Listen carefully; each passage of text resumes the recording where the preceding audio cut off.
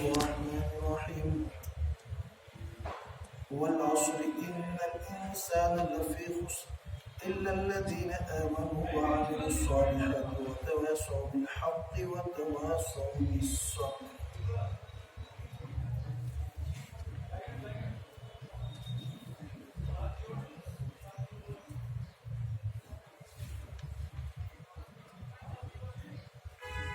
قرآن کریم کی یہ مختصر سورت جس کا نام سورۃ العصر ہے، مکی سورت ہے۔ آپ جانتے ہیں قرآن کریم میں کچھ صورتیں مکی ہیں، کچھ صورتیں مدنی ہیں۔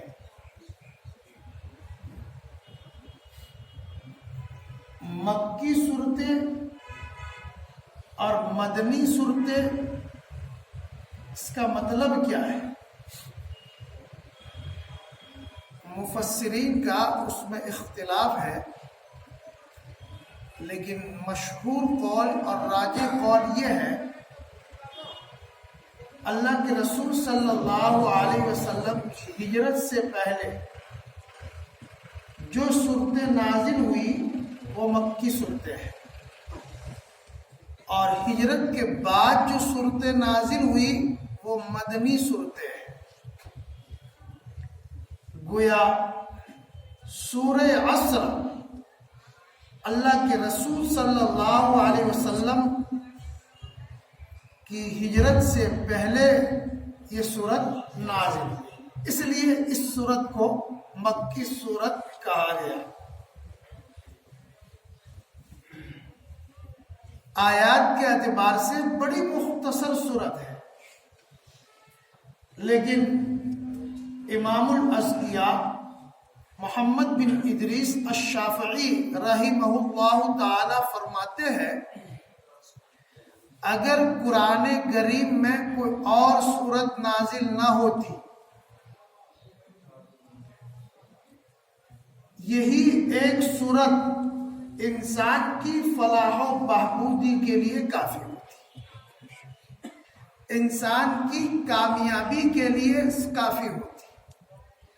اس سے آپ اندازہ لگا سکتے ہیں کہ یہ سورت اپنے اندر کیا اہمیت رکھتی ہے۔ چنانچہ اللہ تبارک و تعالیٰ نے فرمایا والعصر، زمانے کی قسم۔ عصر کے معنی زمانے کے آتے ہیں، زمانے کی قسم۔ یہاں ایک چھوٹا سا شبہ پیدا ہو سکتا ہے، اللہ تبارک و تعالی مخلوق کو اور انسان کو تو یہ حکم فرماتے ہیں جب بھی آپ قسم کھائے میری قسم کھائے،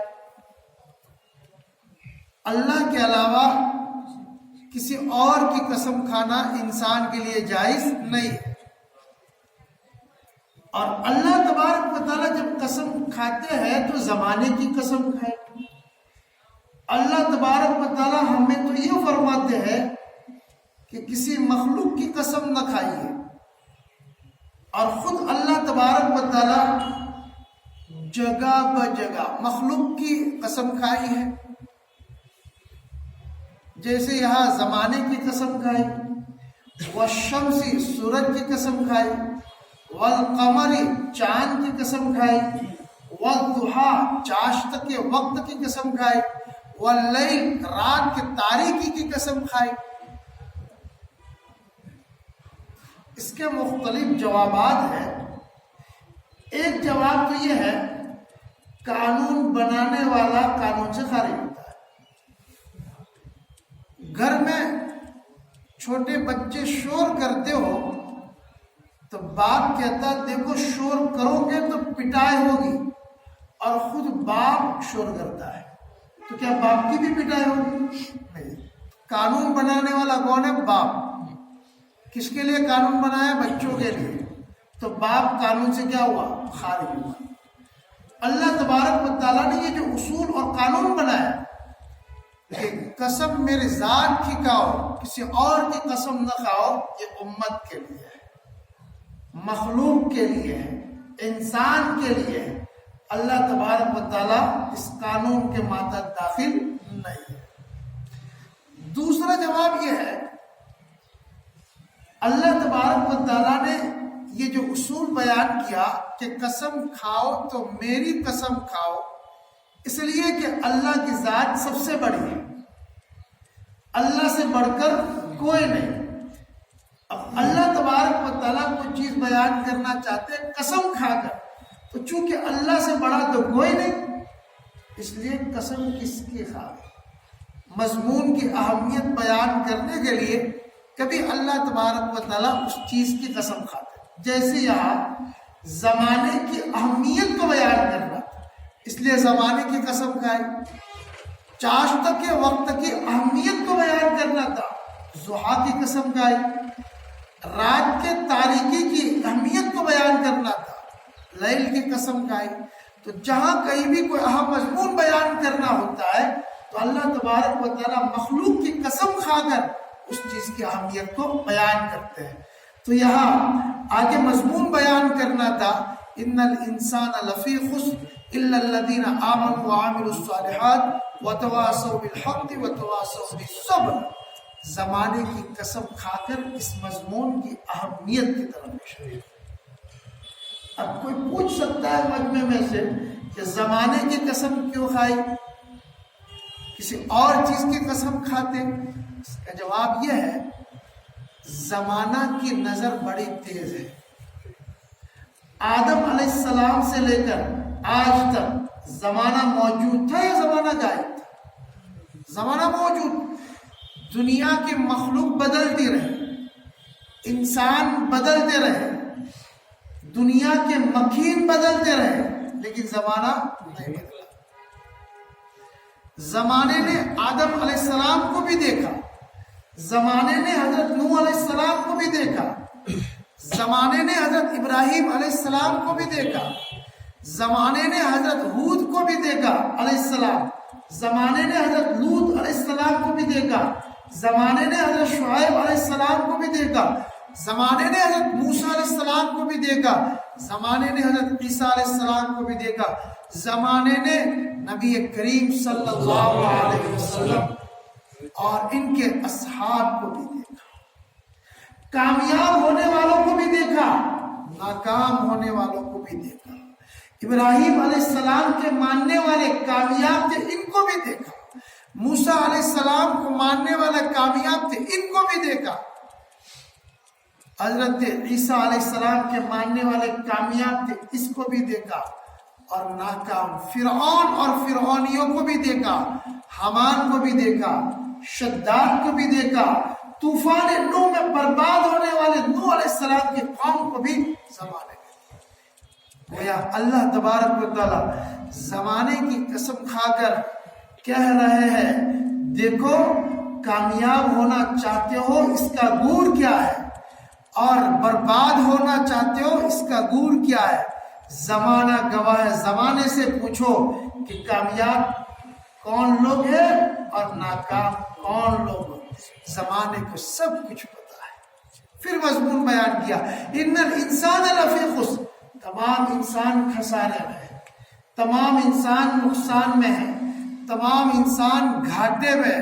ہاں جن کی زندگیوں میں 4 خوبیاں ہوگی وہ کامیاب ہے۔ نمبر 1 ایمان ہوگا، نمبر 2 اعمال صالحہ ہوں گے، نمبر 3 حق کی وصیت ہوگی، نمبر 4 صبر کی وصیت ہوگی۔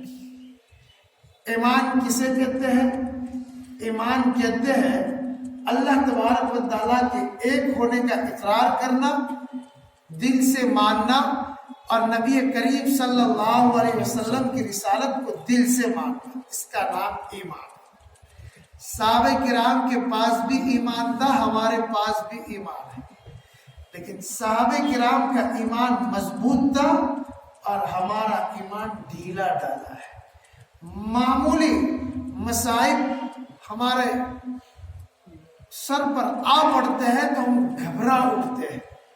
یقین کی کمزوری ہے، ایمان کی کمزوری ہے. صحابہ کرام کو اس بات کا پختہ یقین تھا جو کچھ دنیا میں ہوتا ہے کرنے والی ذات اللہ تبارک و تعالیٰ کی ہے. اللہ تبارک و تعالیٰ کے حکم کے بغیر درخت کا ایک پتا بھی نہیں ہل سکتا، آسمان سے پانی کا ایک قطرہ بھی نہیں برس سکتا، کچھ بھی نہیں ہو سکتا. ان کو یقین تھا پیٹ بھرنے کے لیے کھانے کی ضرورت نہیں، آدمی کھائے پیٹ بھرے، اللہ کے حکم سے پیٹ بھرے. پانی پیے پیاس بجھے، اللہ کے حکم سے پیاس بجھتی ہے. سورج روشنی نہیں دیتا، اللہ کے حکم سے سورج بھی چلتا ہے. چاند ٹھنڈک نہیں پہنچاتا، اللہ کے حکم سے ٹھنڈک پہنچاتا ہے. زہر میں طاقت نہیں ہے مارنے کی، اللہ کے حکم سے زہر مارتی ہے. کیا آپ کو معلوم نہیں خالد بن ولید رضی اللہ تعالی عنہ کے پاس ایک شخص کو لایا گیا اور وہ شخص مشرک تھا.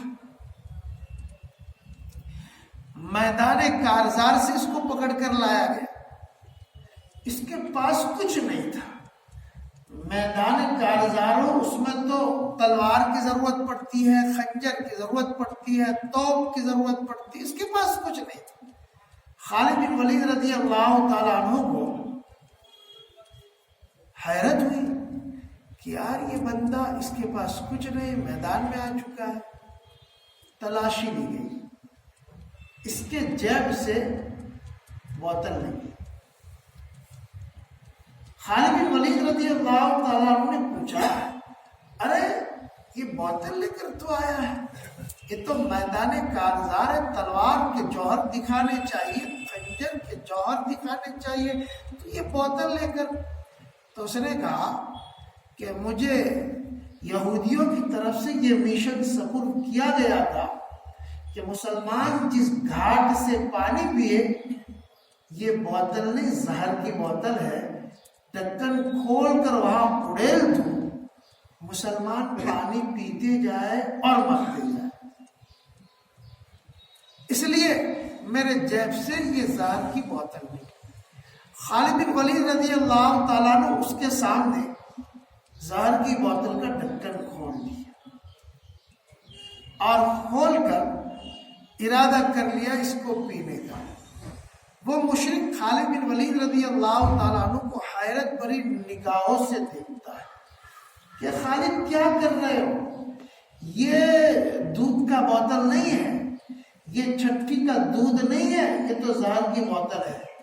آپ اگر حلق سے نیچے اس کو اتارو گے، چند لمحے بھی نہیں گزریں گے، آپ کی آنکھیں نکل آئے گی، آپ کی زبان نکل آئے گی، پیٹ کی آتے باہر ہو جائے گی، آپ کی روح قفس عنصری سے پرواز ہو جائے گی اور آپ مر جائیں گے. خالد بن ولید رضی اللہ تعالیٰ نے ڈھکن کھولا، اللہ کا نام لیا، بسم اللہ لا یضر مع اسمہ شیء فی الارض ولا فی السماء وهو السمیع العلیم. اس کے بعد وہ پوری بوتل حلق سے نیچے اتار دی. اب وہ مشرک اور پریشان ہوا، بس خالد بن ولید کے چہرے کو دیکھنے لگا. خالد بن ولید نے کہا کہ کیا تم میرے چہرے پر اس انداز سے دیکھتا ہے؟ تو کہا خالد آپ نے چھٹی کا دودھ نہیں پیا، آپ نے زہر، خطرناک زہر ہے، اپنے پیٹ میں اڑیل دیے. ابھی چند سیکنڈ بھی نہیں گزریں گے، چند لمحات بھی نہیں گزریں گے، آپ کی آنکھیں نکل جائیں گی، آپ کی زبان نکل آئے گی، آپ کی آتے بھی باہر نکل آئے. اتنا خطرناک زہر ہے. مطلب یہ ہے کہ موت کے منہ میں آپ پہنچ جائیں گے. جب یہ بات کہی تو خالد بن ولید نے بڑا پیارا جملہ جو دلوں پر لکھنے کے قابل ہے. خالد بن ولید نے کہا اے مشرک کان کھول کر سن لے، تجھ کو خود ہی پسند ہے، مجھ کو خدا پسند ہے. یہ تیرا عقیدہ ہے کہ زہر مارتی ہے، مجھے تو کملی والے نے سکھایا اللہ نہ مارے تو کوئی نہیں بچ سکتا. تجھے خود ہی پسند ہے، مجھ کو خدا پسند ہے، یہ تیرا عقیدہ ہے کہ زہر مارتی ہے، مجھے تو کملی والے نے سکھایا صلی اللہ علیہ وسلم، اللہ نہ مارے تو کوئی نہیں مار سکتا۔ وہ مشرک آپ کے قدموں میں گر پڑا اور کہا مجھے بھی اس کملی والے کا غلام بنا دیجیے اور مجھے بھی کلمہ پڑھا کر ایمان میں داخل فرما لیجیے۔ فوراً مشرک نے کلمہ پڑھ لیا، اشہد ان لا الہ الا اللہ واشہد ان محمدا عبدہ ورسولہ۔ تو سورہ عصر میں ایک خوبی تو یہ بیان کی گئی، ایمان، اللہ کی ذات پر پختہ یقین کرنے والی ذات اللہ تبارک و تعالیٰ کی، قادر مطلق وہ ذات، کیسے قدرت ہے۔ آپ ذرا تصور تو کیجیے، آسمان سے برسنے والا پانی کا قطرہ، آپ اس میں غور کیجیے، ایک زمین پر گرتا ہے، لہلہاتی ہوئی کھیتی ہوتی ہے، وہی قطرہ دوسری زمین پر گرتا ہے، چٹیل میدان بن جاتا ہے، کچھ نہیں ہوتا۔ وہی پانی کا قطرہ گائے اور بھینس کے جسم پر گرتا ہے، خوشگوار دودھ وصول کرتے ہیں۔ وہی آسمان سے گرنے والا پانی کا قطرہ سانپ کے منہ میں جاتا ہے، زہر بن جاتا ہے۔ وہی آسمان سے گرنے والا پانی کا قطرہ شہد کی مکھیوں کے منہ میں جاتا ہے، میٹھا شہد بن جاتا ہے۔ وہی آسمان سے گرنے والا پانی کا قطرہ سمندر کے تہ میں سیپی میں گرتا ہے تو موتی بن کر کسی خوبصورت عورت کے گلے کا ہار بن جاتا ہے۔ کبھی غور کیا؟ ان الانسان لفی خسر الا الذین آمنوا، مگر جو ایمان لائے اللہ کی ذات پر۔ قادر مطلق وہ ذات ہے، سمیع وہ ذات ہے، بصیر وہ ذات ہے، علیم وہ ذات ہے، قدیر وہ ذات ہے، بخشنے والی وہ ذات ہے۔ اس کے حکم کے بغیر میں بول نہیں سکتا، آپ سن نہیں سکتے، آپ دیکھ نہیں سکتے، آپ حرکت نہیں کر سکتے۔ دنیا کی کوئی طاقت اس خدا کے حکم کے بغیر کچھ کر نہیں سکتی، یہ یقین پیدا ہو۔ الا الذین وعملوا الصالحات، نیک عمل ہو، اعمال صالحہ ہو، نماز کی مواظبت ہو، نماز کی پابندی ہو، زکوٰۃ ادا کرنے والا ہو، رمضان کے روزے رکھنے والا ہو، اتنا ہی نہیں اگر حج فرض ہو چکا ہو تو حج کرنے والا ہو۔ اعمال صالحہ سے ایمان میں ترقی ہوتی ہے، اور آدمی اعمال صالحہ سے دور ہوتا ہے تو ایمان میں اضافہ نہیں ہوتا، بڑھوتری نہیں ہوتی، ایمان میں کمی ہوتی۔ تو دوسری چیز اعمال صالحہ۔ تیسری چیز وتواصوا بالحق، حق کی وصیت، لوگوں کو ایمان کی دعوت دے، لوگوں کو اعمال صالحہ کی دعوت دے۔ کنتم خیر امۃ اخرجت للناس تأمرون بالمعروف وتنہون عن المنکر۔ اللہ کے رسول صلی اللہ علیہ وسلم کی 23 سالہ زندگی کا خلاصہ وتواصوا بالحق وتواصوا بالصبر۔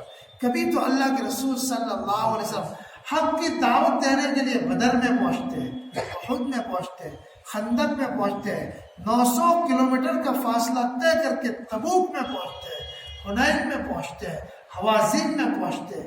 اللہ کے رسول صلی اللہ علیہ وسلم 23 سال تک حق کی وصیت کرتے رہے، حق کی وعدیت دیتے رہے۔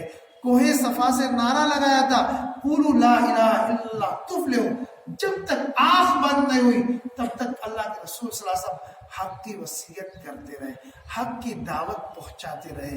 وتواصوا بالصبر، صبر کی وصیت۔ کیا مطلب؟ ارے جب آپ حق کا جھنڈا لے کر کھڑے ہوں گے، حالات آئیں گے، حالات آئیں گے، آپ کو مجنون بھی کہا جائے گا، آپ کو جادوگر بھی کہا جائے گا، آپ کو طرح طرح سے ستایا جائے گا۔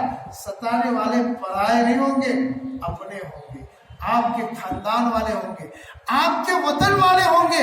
آپ کو مکہ سے ہجرت کر کے مدینہ جانا پڑے گا، وطن سے بے وطن ہونا پڑے گا، لیکن آپ صبر کیجیے۔ وتواصوا بالصبر، صبر کیجیے، صبر کے دامن کو تھام لیجیے۔ یہ 4 خوبیاں آج بھی اگر کسی میں ہوگی تو وہ کامیاب ہے، فلاح و بہبودی اس کے قدم چومے گی، وہ ناکام کبھی نہیں ہوگا، ناکامی کی ساری شکلیں دکھائی دے گی، لیکن اللہ تبارک و تعالیٰ ان شکلوں میں بھی اس کو کامیاب فرمائے گا۔ خلاصے کلام یہ ہوا کہ سورہ عصر میں گویا اللہ تبارک و تعالیٰ نے فرمایا جس شخص میں یہ 4 خوبیاں ہیں، ایمان کی دولت سے سرفراز ہے، اعمال صالحہ اس کی زندگی میں موجود ہے، حق کی وصیت کرتا ہے اور صبر کے دامن کو مضبوطی کے ساتھ اس نے تھاما ہے، تو وہ کامیاب ہے، زمانہ بھی گواہ ہے کہ وہ کامیاب ہے۔ لیکن اگر اس کے خلاف ورزی ہوئی تو زمانہ اس بات کا بھی گواہ ہے کہ وہ ناکام ہے۔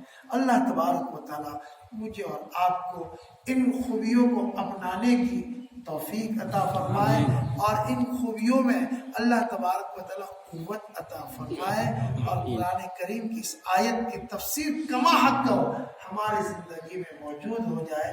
اللہ تبارک و تعالیٰ اس کے فیصلے فرمائے۔